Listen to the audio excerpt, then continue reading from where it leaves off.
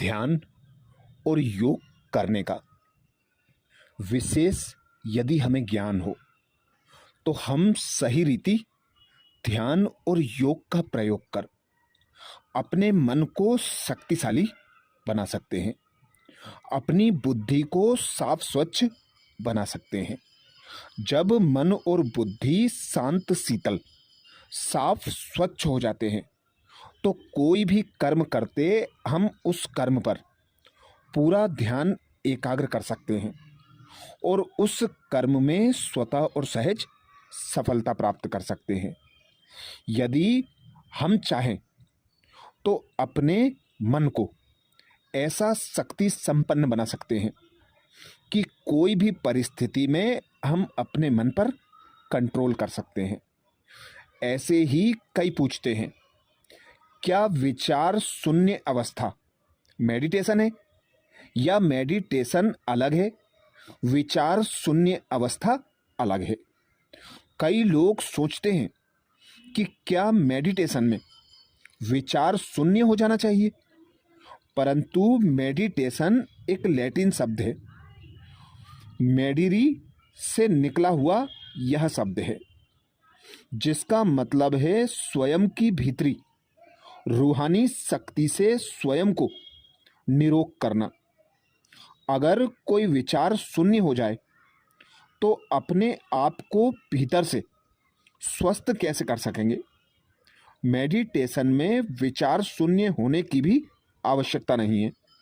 वैसे भी कोई कितनी देर विचार शून्य रह सकता है। विचार मानव की एक स्वाभाविक प्रक्रिया है।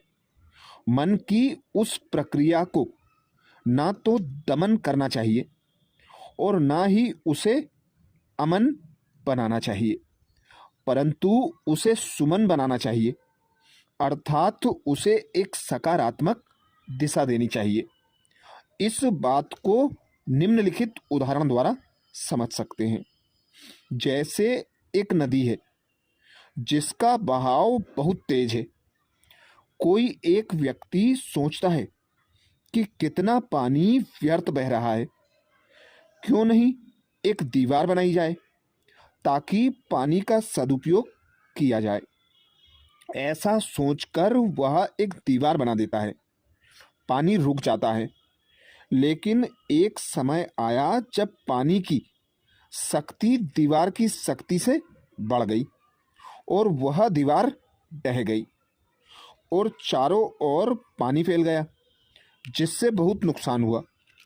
परंतु वहीं एक इंजीनियर आता है और वह एक बांध बनाता है, पानी से बिजली उत्पन्न करता है, साथ ही नहर बनाता है, जिससे वह बहुत दूर तक पानी को पहुंचाता है, जिससे कई गांवों की बंजर जमीन को पानी भी मिलने लगता है और हरियाली भी आ जाती है।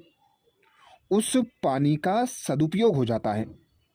ठीक इसी प्रकार हमारे मन के विचार भी पानी के बहाव की तरह हैं, जो सारा दिन चलते ही रहते हैं। उसे भी हम सिर्फ रोक लें तो वह कितनी देर रोक पाएंगे। सारा दिन तो नहीं रोक पाएंगे, क्योंकि हमें तो कर्म करना है। इसलिए अभ्यास ऐसा करें जो हम सही अर्थ में कर्मयोगी बन सकें।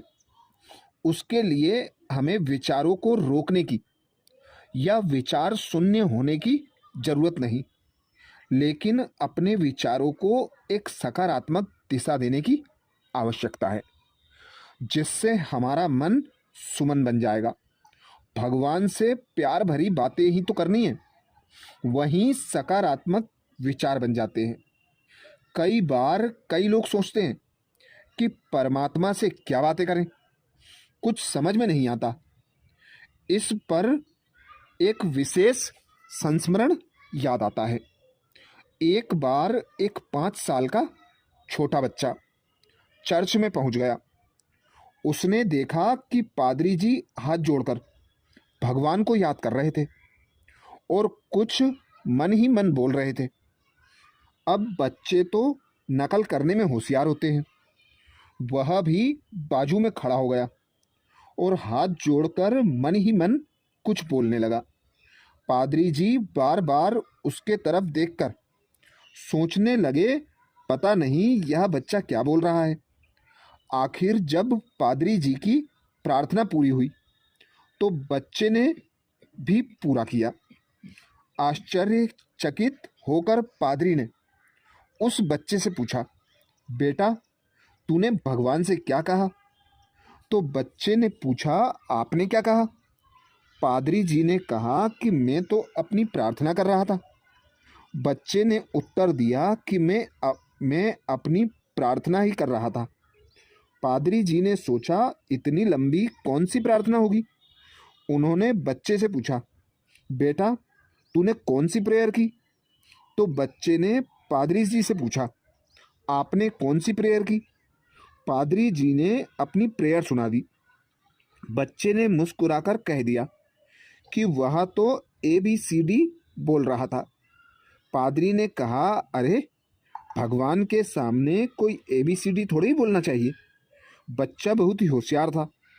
उसने कहा कि यह तो पता नहीं कि मुझे ABCD बोलनी चाहिए कि नहीं बोलनी चाहिए, लेकिन एक बात अवश्य जानता हूँ कि आपकी प्रेयर में ABCD वही 26 अक्षर की ही है और मेरी प्रार्थना में भी वही 26 अक्षर ABCD के ही हैं।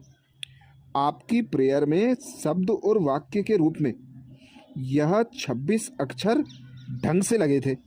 मैंने सीधा सीधा बोल दिया और कह दिया कि जैसे आपको अच्छा लगे वैसे उस शब्द और वाक्य के रूप में बना लेना। और अब भगवान को कौन अच्छा और कौन प्यारा लगेगा? बच्चा ही लगेगा ना, क्योंकि वह सच्चे दिल से भगवान से बातें कर रहा था। उसने कोई दिखावा नहीं था।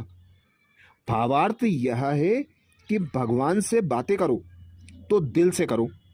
कोई रटी रटाई बात या प्रार्थना करने की आवश्यकता नहीं है। सच्चे मन से, भाव से उससे बातें करना आरंभ करो। उसको भी वही बहुत अच्छा लगेगा।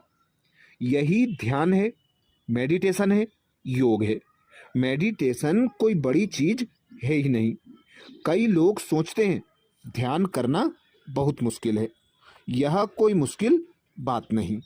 हमें क्या बात करना चाहिए, कैसे करना चाहिए, यह कभी मत सोचो।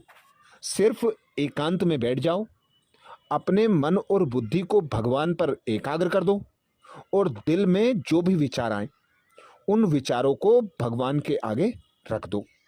अब अच्छा लगना ना लगना भगवान के ऊपर है। हमें फल देना ना देना भगवान के ऊपर है। पर हम प्रार्थना करते हैं भगवान को खुश करने के लिए, तो भगवान हमारे भाव से, हमारी भावना से अवश्य खुश होंगे और हमारी जो भी इच्छा मनोकामनाएं हैं वह अवश्य पूर्ण करेंगे। अच्छा, ओम शांति।